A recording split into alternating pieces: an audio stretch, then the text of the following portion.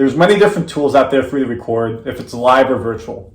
If you're speaking to people sitting in the same room as them, then you can use a tool such as GarageBand on your computer. If you're doing a virtual over the internet, then again, there's different tools you can use on your iPhone. You can download an app, or you can download websites such as Zoom that you all know, Cisco WebEx, which is what I use sometimes.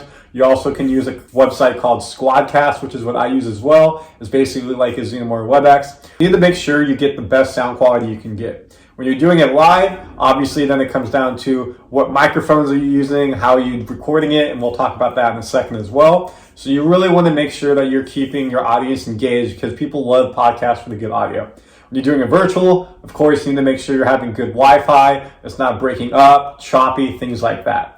So again, the stuff I just showed you is very, very key. Some of them cost money, some of them can be free download. So just finding what is best for you.